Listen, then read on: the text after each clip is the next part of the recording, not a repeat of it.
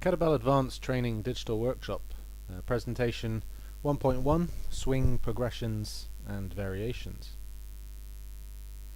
So the objectives of this workshop are to show examples of over 100 kettlebell exercise variations and progressions, and to give guidance on the differences between variations and how to apply these exercises practically. This presentation objectives are to show examples of the swing, variations and progressions, and the application of these. Prerequisites. This presentation is aimed at those who have completed a kettlebell instructor certification course. As such, you should be competent in the two-hand and one-hand deadlift, Romanian deadlift, the dead swing, mini swings, and full continuous swings. So, just a quick review of the swing exercise. On the biomechanics, the swing is a predominantly lift pattern movement, which is a hip-dominant movement involving the hamstrings and erector spinae muscles, which make up the superficial back line, and the gluteals and latissimus dorsi, which make up the back functional line. These different myofascial lines work together to produce the extension force that we see during the swing. So, the superficial back line will extend the body in the sagittal plane when these myofascial muscles are shortened. This shortening will occur, as it says, during the upward phase of the swing during hip extension. So, if you're not familiar with these, the superficial back line extends from the plantar fascia underneath the foot, up the calves into the hamstrings, and then up the erector spinae to join onto the scalp. When these muscles and the fascia shorten during contraction, we'll see this extension occurring as the myofascia pivot at the hips in order to produce an extension force. This is very much a kind of pure sagittal plane extension myofascia. These also work together with the back functional line.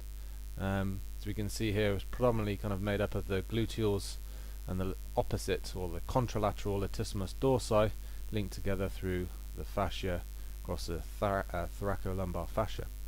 So the back functional line produces more of a rotation extension movement when activated on one side. It's there to bring that in this case, I'm looking at the picture, the left shoulder back and the right leg back, as we see with the arrows there. So as you're kind of running, this is, and one arm's forward and the opposite leg is forward, it is the functional myofascia that's there to help produce this rotation extension force. However, when both sides activate, like a X going across the body, the rotation is negated because they're kind of rotating on both sides, and therefore you're going to get more of just an extension only occurring.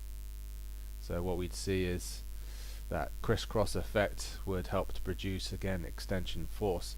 This is why we use the glutes, the latissimus dorsi, as we said, are also involved in this extension, as well as the hamstrings, even the calves, and the erector spinae. So the erector spinae will help to stabilize the torso, to keep the back flat or neutral, whilst the hamstrings extend at the hips.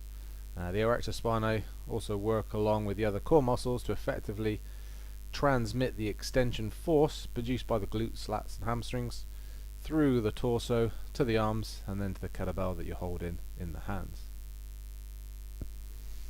So it's important that the core is working effectively in order for these prime movers, or these agonist muscles, in order to effectively transmit that force production to the actual weight that you're holding. Now, styles. There are two main styles of performing the swing action, what we refer to as a hard or rigid style, and the fluid or Girevoy style. Which style you adopt may depend on who you were taught by. It also will be affected by the duration of the activity and also kind of individual preference. Each style has its kind of pros and cons associated with it, so as coaches we focus more on the biomechanics of each of these styles, and when one of the styles is more appropriate to use with a particular client. It's not necessarily that one style is better than the other, it's just more suited. So for example, same thing that you'd find with kind of gait and locomotion. If you're going for a longer duration, then kind of jogging or walking is more suitable for longer duration, lower intensity stuff than the kind of sprint motion. even though it's just both gait over a certain distance. So looking at these two styles, the two-hand swing with the hard style, main differences: more emphasis on forced exertion and energy expenditure, more quadriceps involvement, and usually used for more shorter duration sets. On the coaching side, there's going to be more knee bend, hence more quadriceps involvement, and therefore less stretch on the hamstrings with less muscle spindle activation of those extensors.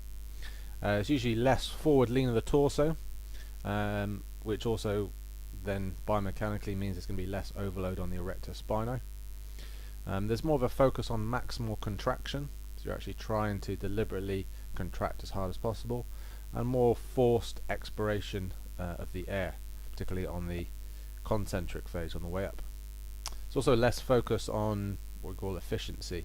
For this reason, the hard style is less used in competitions because it's less efficient.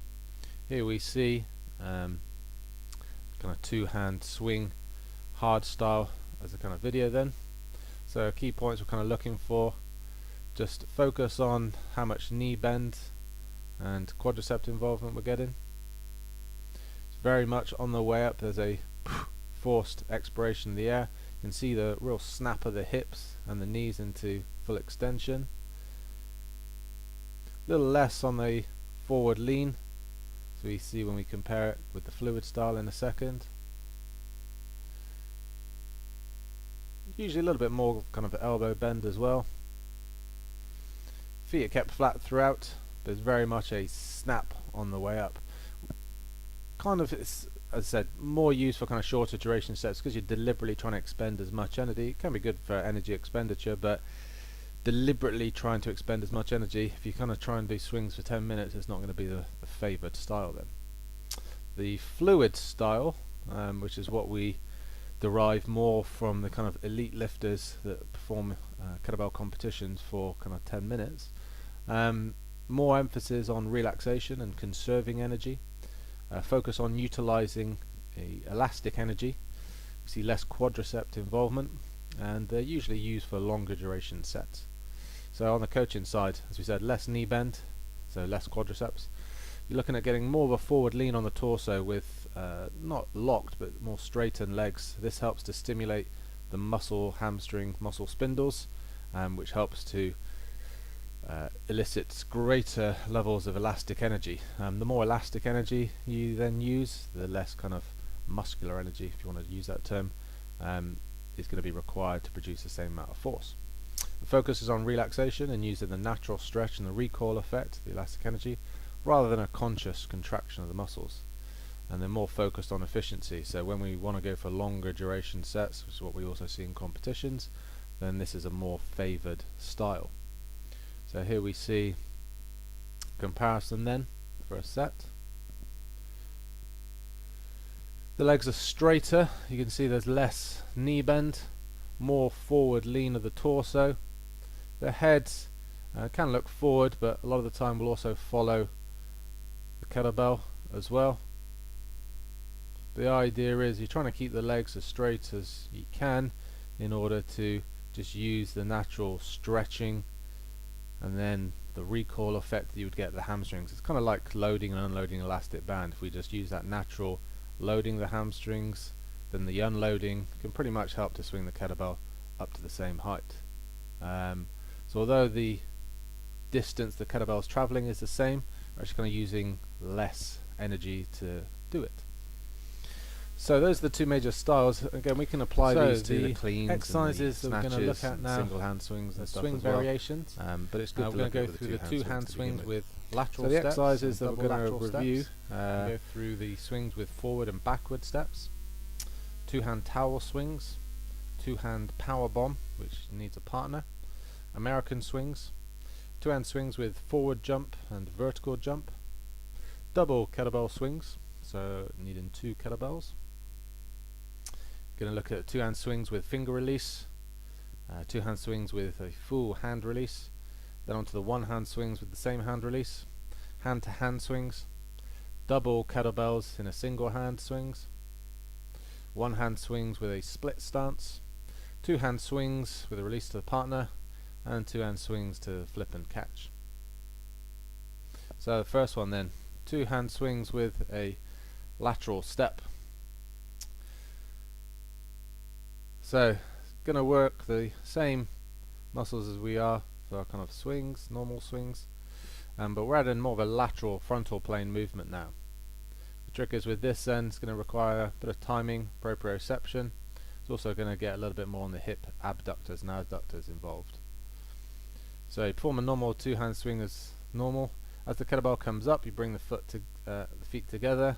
As it starts to drop, you then step to one side to allow the kettlebell space to swing in between the legs, and you just repeat that. It's easier to start with just the single lateral step, so you do just a step to one side, and then for the following set you'd step to the other side. So as we said, this is going to work the glutes, lats, hamstrings and erector spinae, which is pretty standard for most of these exercises. The frontal plane movement is going to challenge the hip abductors and adductors more, and it's also going to challenge timing and proprioception. So on the coaching side, make sure there's space to the side of you. You want to perform a 2 hand swing as normal. As the kettlebell rises, you're going to bring one foot across next to the other foot. As the kettlebell starts to drop, you're going to step back laterally to the original point. Guide the kettlebell slightly to that side so it will swing along the midline. It's going to go in between the legs. Again, you perform a normal 2 hand swing, and then you're going to step back to bring the foot together. So you're going to continue to step laterally and back on the same leg. The progression for this one then is the double lateral step, where we're going to be stepping to both sides. So you want to make sure there's space either side of you this time. And as we see, we swing the kettlebell between the legs, bring one foot together, and then as it drops we step to the other side, swing between the legs there, bring that foot back. So you just need to make sure there's enough space for a step either side of you. So as you see, there is a little bit of movement. You need to make sure that the kettlebell is traveling in the right direction so it doesn't hit you in the shin. A little bit more challenging than just a single lateral step. So works the glutes, lats, hamstrings and erector spinae. The frontal plane movement again is going to challenge the hip adductors and abductors, and also again going to challenge timing and proprioception. So coaching, make sure there's space to both sides of you. Perform a 2 hand swing as normal. As the kettlebell rises, just bring one foot across next to the other foot. As it starts to drop, you then step laterally to the other side and guide the kettlebell slightly to that side so it will swing along the midline in line with the groin. And you just want to continue to step laterally, alternating sides with each repetition or each swing. So that's on the kind of frontal plane, side to side. We can also add the movement with a forwards step. Again, it's going to challenge timing, proprioception. This time make sure there's space in front of you. Perform a 2 hand swing as normal, and this time again all happens as the kettlebell starts to rise. So as the kettlebell comes up, you take a step forward. Make sure both feet are together, parallel, as the kettlebell drops and swings in between. And again, take another step forward as the kettlebell rises and becomes weightless.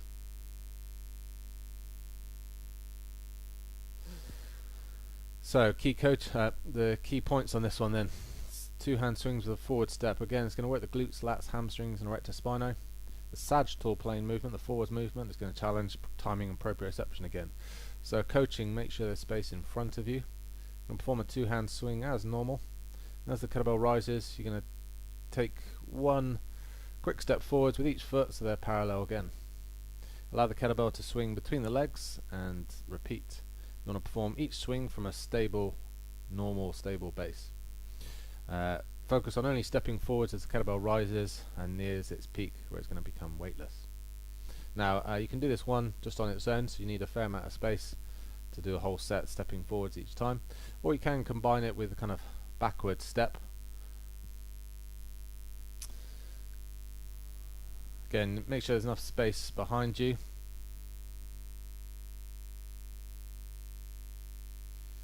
Takes a little bit more practice, this one. So as the kettlebell rises, you're going to take a small step backwards, bring the other foot back so they're parallel.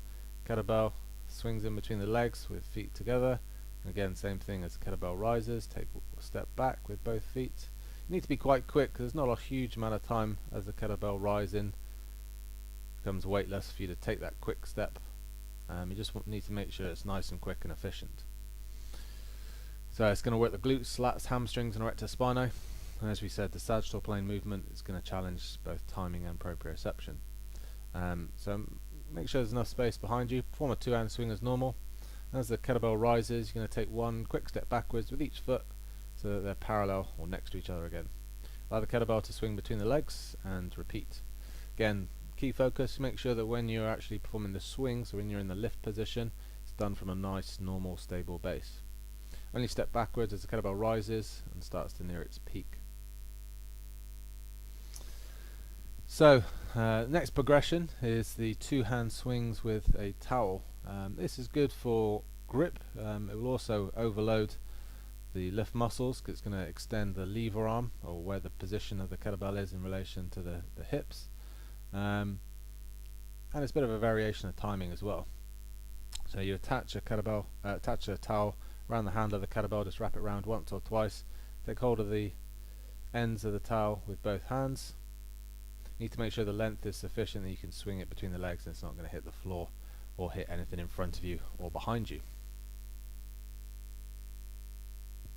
Again, we perform our normal kind of two-hand swing. You just need to just adjust the tempo slightly because it's a longer lever. It takes a little bit more time, and so the tendency is to try and push down.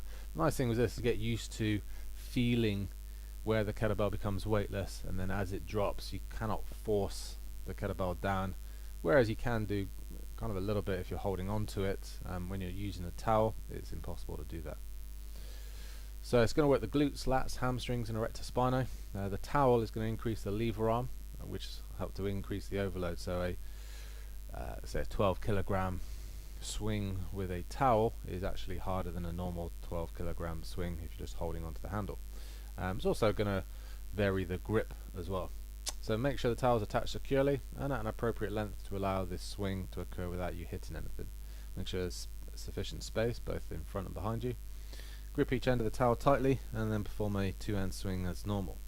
As we said, the change of the lever arm will require an adjustment of the normal tempo, and there will be more loading as well due to that longer lever arm. Now, two-hand power bomb swings. It's a good drill if you're working with an experienced partner to help increase the overload, particularly in the kind of eccentric phase. So partner will stand in front of you, and they need to be experienced to know exactly where they need to be and how much force to exert. You perform your normal two-hand swing. As the kettlebell becomes weightless at the top, partner pushes their hands on top and effectively kind of pushes or throws the kettlebell downwards, so it goes in between your legs. It's going to greatly increase the kind of eccentric loading that you experience, giving you more overload on those hip extensors. Obviously you then can use that extra elastic energy on the way up, but if you want a way of overloading, particularly the eccentric phase, it's an alternative to just using a heavier kettlebell, which is going to increase both on the eccentric and concentric. This is just a way of increasing the load on the eccentric phase. So going to work the glutes, lats, hamstrings and erector spinae. The partner will increase the velocity and overload for the eccentric or the downward phase. Coaching side, the partner should be experienced and should position themselves at an appropriate distance away from you. You perform a normal two-hand swing, but as the kettlebell rises and transitions to become weightless, the partner places their hands on top of the kettlebell. As it starts to drop, the partner then pushes downwards so that the eccentric phase is increased. If you're holding the kettlebell, you then try and decelerate the kettlebell, and then perform the concentric phase as normal and repeat. Two-hand American swing. So a lot of people refer to the two-hand, or some people refer to the normal two-hand swing as a Russian swing. The American swing is a little bit different, very popular with the kind of CrossFit enthusiasts though. And what we see here is you're actually looking at going through a greater range of motion. So perform a normal two-hand swing, and then kettlebell is actually going to come up above the head. So you're going through a larger range of motion. As such, you do tend to use a slightly lighter than normal kettlebell. So we swing in between the legs. As the kettlebell comes up, to stop it going all the way up, you then try and contract the anterior core to decelerate the kettlebell so it doesn't flip all the way over. You actually want to stop slightly before it gets to kind of vertical. You swing it back down between the legs as you would do normal with a normal swing, and repeat. So this is going to work the glutes, the lats, hamstrings, erector spinae, and in addition for this one, the anterior core muscles. The increased range, usually requiring a slightly lighter kettlebell than the traditional two-hand swing or Russian swing. So coaching, make sure there's enough space, particularly above you. Perform a two-hand swing as normal, but with a little bit more exertion so the kettlebell rises above head height. As the kettlebell rises above the head, you use the anterior core and shoulders to decelerate it before it reaches a kind of point directly vertical above the shoulders and hips. That's very important. If you allow it to go too far, it may kind of hurt your shoulders, or it may kind of unbalance you, so you just need to make sure you stop it before it gets to vertical. You allow the kettlebell to swing back down between the legs, and then repeat as you would do for a normal set. Next variation, two-hand swings with a forward jump. Again, going to challenge the timing. Also going to increase the stability requirements as you're kind of landing as well. A little bit more on the kind of exertional requirements. So we form a normal two-hand swing, but as the kettlebell comes upwards, we try and judge it to use that momentum to help us jump forward.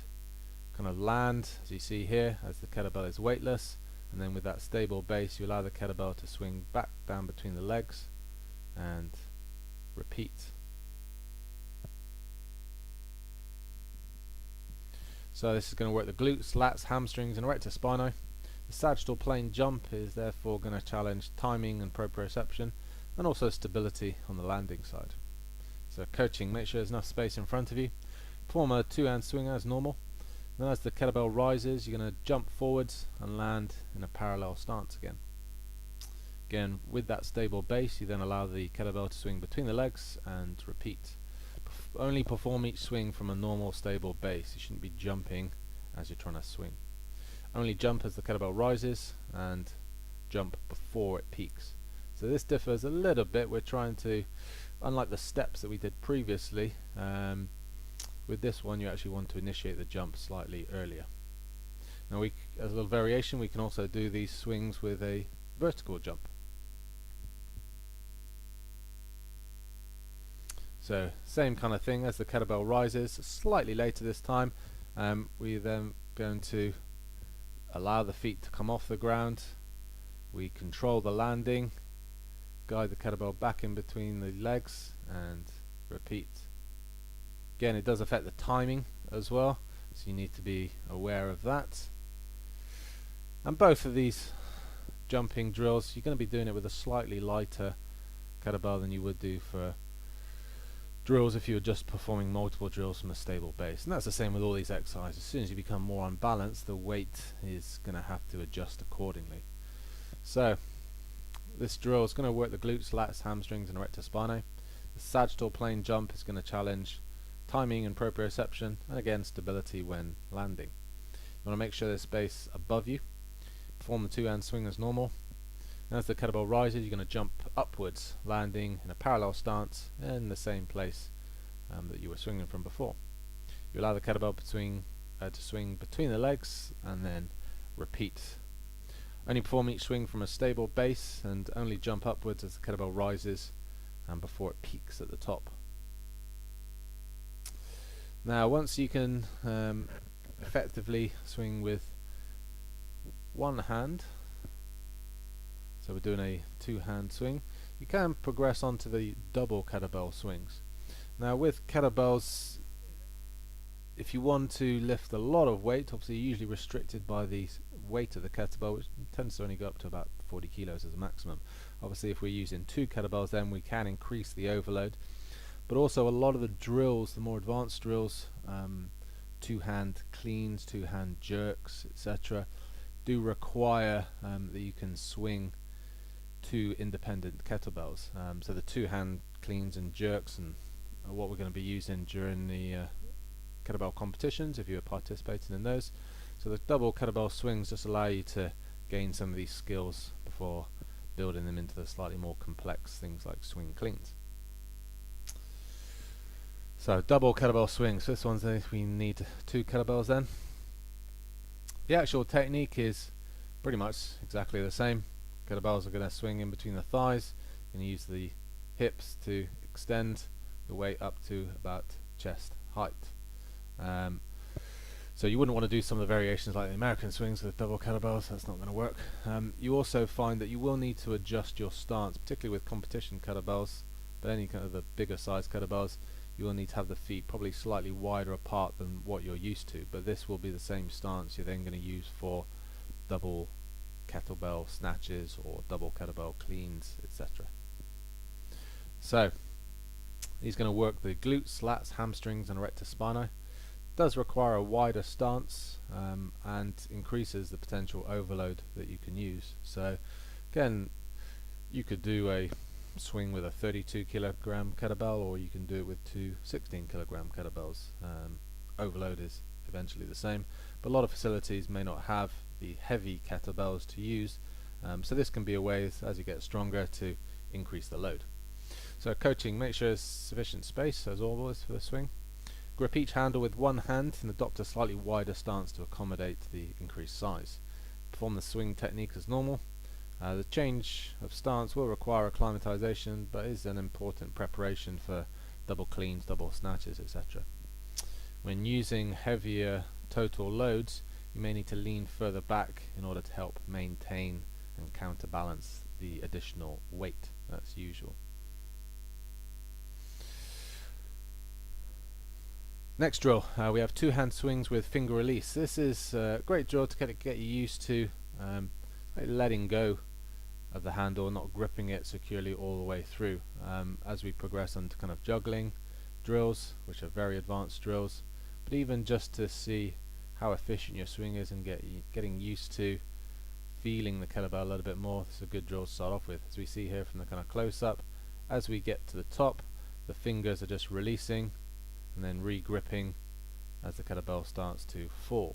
The thumbs are holding on throughout, so we've still got contact with the handle, it's just that the fingers are releasing as we reach the peak. So this is going to work the glutes, lats, hamstrings and erector spinae as normal, but it helps develop confidence in releasing the kettlebell or releasing the grip of the kettlebell. So you want to make sure you're stood on appropriate flooring. Perform a two-hand swing as normal, and as the kettlebell rises and reaches its peak, you want to release the grip of the fingers on the handle. As the kettlebell starts to fall, you re-grip the handle and allow the kettlebell to swing between the legs and repeat. You only want to release the handle as the kettlebell peaks and becomes weightless, not before and only very briefly. This then progresses onto a full hand release. Again, takes a little bit more confidence. You want to make sure it's on appropriate flooring. So as we do our swing and the kettlebell reaches the top, as you can see here, now we're actually completely releasing the handle. The better your swing, the less the kettlebell will actually kind of move around at the top. So if it's wildly swinging and moving around, then find actually your swing isn't probably as efficient as it could be. So as we see in slow motion here, comes up as the kettlebell reaches the top, we let go with the hands, re-grip, guide back between the legs and repeat. All the technical points are the same. On a safety note, you do want to perform this on an appropriate surface and also be quick to move out of the way. There's no point trying to catch bell if you kind of get it wrong. So doing this on grass is a very good kind of surface to use, but also means that if you don't get it quite right, then you can just quickly take a step back so avoid it falling on your toes. So this is going to work the glutes, lats, hamstrings and erector spinae and helps to develop confidence or more confidence in releasing the kettlebell as a progression on from the previous drill. Now make sure you're stood on an appropriate flooring.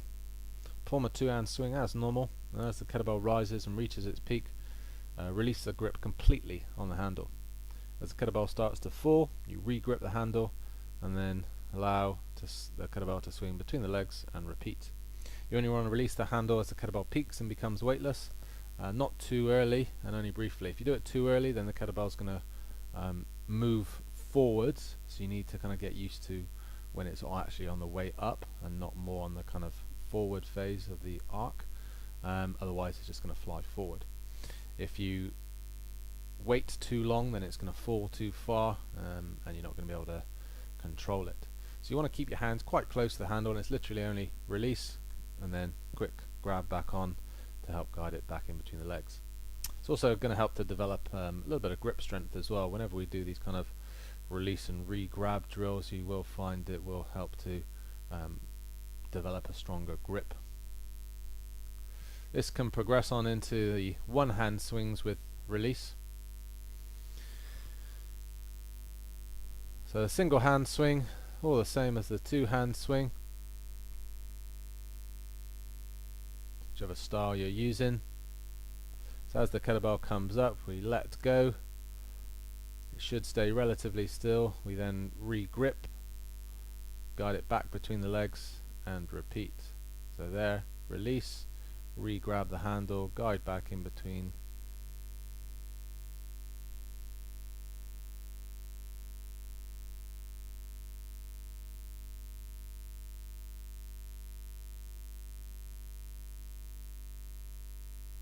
So this is going to work the glutes, the lats, hamstrings and erector spinae. And again, helps to develop confidence in the releasing the kettlebell, this time with one hand. So again, you want to make sure you're stood on appropriate flooring. You perform a one hand swing as normal, as you should already know that technique. As the kettlebell rises and reaches its peak, you release the grip completely on the handle. As it starts to fall, you re-grip it and then control it in between the legs to repeat the swing. You only want to release the handle as the kettlebell peaks and becomes weightless. Do it too early, as we said, it will fly forward. Do it for too long and you won't have a chance to re-grab it in the appropriate position to guide back in between the legs. This is a great drill then to build you up to the hand-to-hand swings, or alternating hand swings, where you perform a one-hand swing and change hands at the top. So that's what we see here. So we do a one-hand swing. As the kettlebell comes up, there's a few different techniques for doing this. We can have the handle or have the palms facing each other, and it's quite a quick little switch of the hands then each time. That's the easiest way of doing it, with the handle positioned straight upwards. We literally do it thumb up, palms facing each other. Slightly more advanced version is to have the palm facing down, so as you do the swing you really do have to release with one hand, take hold with the other, and then guide back down. That's a slightly harder version. So this is going to again work the glutes, lats, hamstrings and erector spinae. Helps develop proprioception and timing for more advanced juggling drills. So coaching, you again want to make sure you're still on appropriate flooring. Perform a one hand swing as normal. As the kettlebell rises and reaches its peak, again you release the grip completely on the handle. Swap hands and re-grip the handle with the other hand before or as the kettlebell starts to fall. Again you swing the kettlebell between the legs and repeat. Try to release the handle as the kettlebell peaks and becomes weightless, and change hands quickly.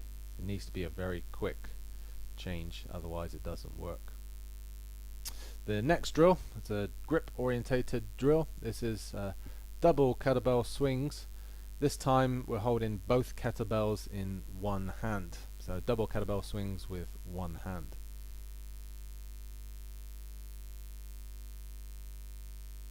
So you take hold of the handles of two kettlebells, squeeze them together tightly so they don't move, and you perform a one hand swing.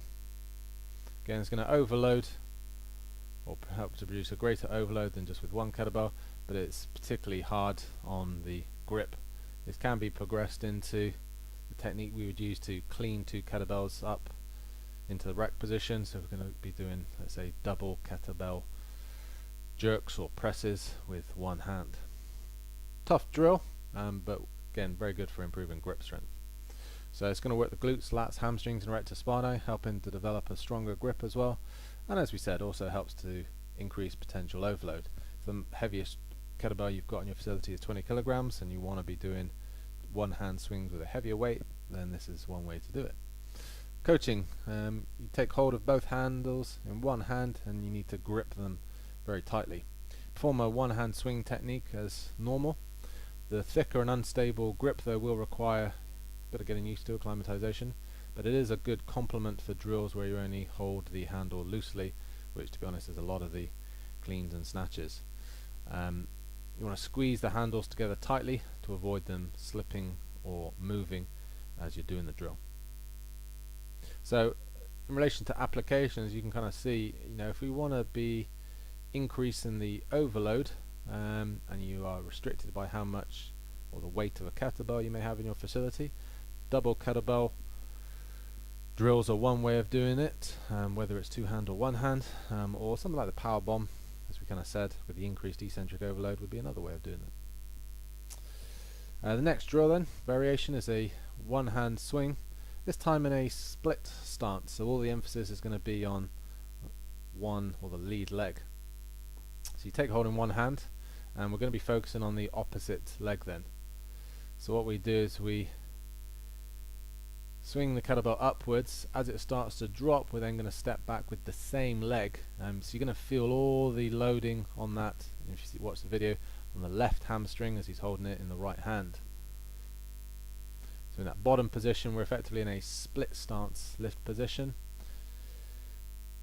So this time really not getting the benefit of the opposite side kind of back functional line. It's going to be the right lat and the left glute, as well as the superficial back line is going to be producing the force.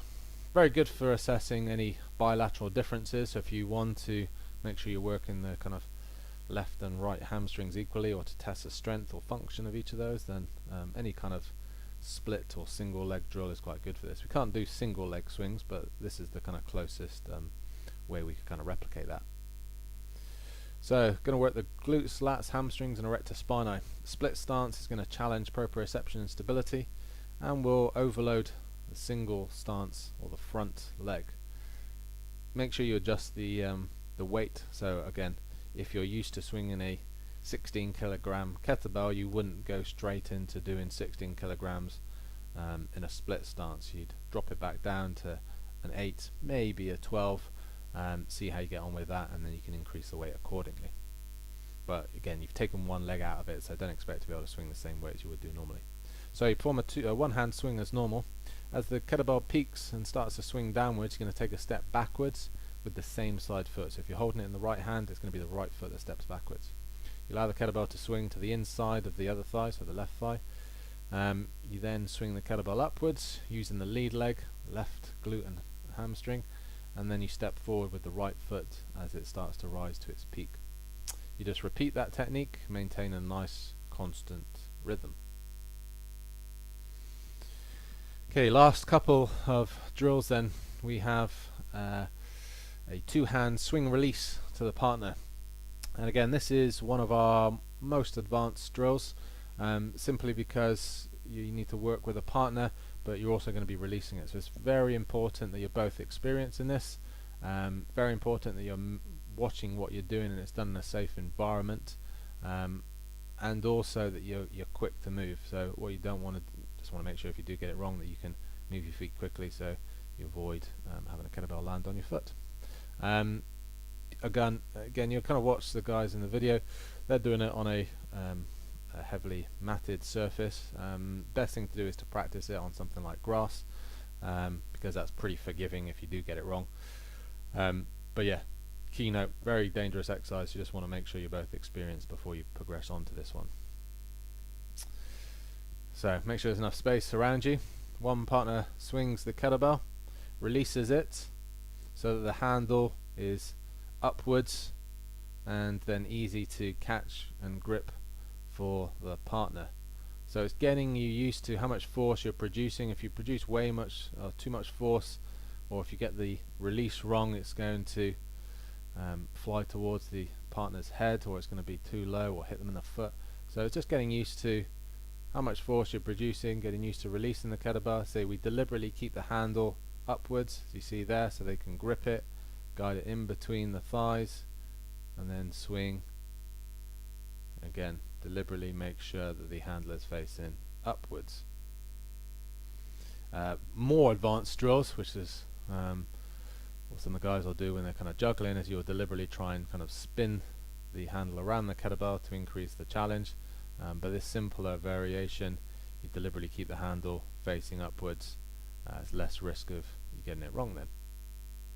And as you see there, no editing, whole set without any droppages, all good. So it's going to work the glutes, lats, hamstrings and rectus spinae. Does require timing, proprioception, and to have experience with both partners. So the partner should be experienced and should position themselves an appropriate distance away from you. Only perform on a suitable flooring, and you want to perform a normal two-hand swing. This time though, as the kettlebell rises, you release the kettlebell so that it flies towards the partner, as we said, ideally with the handle facing upwards. Partner will catch the handle, swing the kettlebell between their legs, and then throw it back to you. You catch the handle, guide it back in between the legs, and repeat. One of the other drills then that we have, and this is our final exercise variation on the swings, is a two-hand swing to flip to squat. So doing this on your own, again you want to make sure you're doing it on a suitable surface. You swing the kettlebell in between the legs. As it comes up, we push the handle underneath and catch the bell section of the kettlebell in a kind of cupped two-hand grip. Drop down into a front squat. So as we come up, we allow the kettlebell handle to swing underneath, allow it to flick over, catch it with cupped hands on the bell, then flick it back over, take hold of the handle, guide back in between the legs for the swing, and repeat. So combining the kind of lift pattern exercise with the swing with a squat pattern exercise as well. Very good on timing and perception, a little bit on the kind of grip as well, but a nice single person variation drill to use. So it's going to work the glutes, the lats, hamstrings, the rectus spinae, also the quads, because it's going to be dropping into the squat position. Going to require both timing and proprioception. So on the coaching side, the user should be experienced and should perform only on a suitable flooring. So you perform a normal two-hand swing. This time, as the kettlebell rises, you release the handle and push it downwards and forwards very slightly so that it flips upside down. And it needs to be just in front of you, literally just in front of the chest. You catch the bell section with cupped hands and drop into a front squat. It doesn't have to be a deep front squat, just a semi-front squat. You then push up, and as you stand, flip the kettlebell back over, so you kind of push forward with the bell section. The handle then, by definition, will start to swing upwards towards you. You take hold, catch the handle with both hands, guide it back in between the legs, and repeat. So that's our final progression and variation. Obviously we can apply some of those variations to single hand drills as well. So we saw the two-hand towel swing that can be done with gripping both ends of the towel with one hand. We can also do one-hand swings with the lateral step or double lateral step, forward step, and the backward step. We also have the one-hand power bomb swing, where you're using a partner and they're increasing the eccentric loading, and also one of the final drills that we saw, the release to partner. So again, you can perform that with single hand. So you do a one-hand swing, release, they catch it facing you, swing back, and then release it towards you. So there's a few single hand variations you can apply to those same exercises as well. So to review, the objectives of this presentation were to show examples of some swing variations and progressions, and to give guidance on the application of these exercises. You should perform the guided learning hours, which is 1 hour's practice for these exercises, and look to take yourself through the exercises and then practice teaching the exercises to a colleague, so you can practice explaining and coaching what they need to do. You want to log the guided learning hours, which is 1.5 hours observation and practice, as well as the date for your online workshop submission.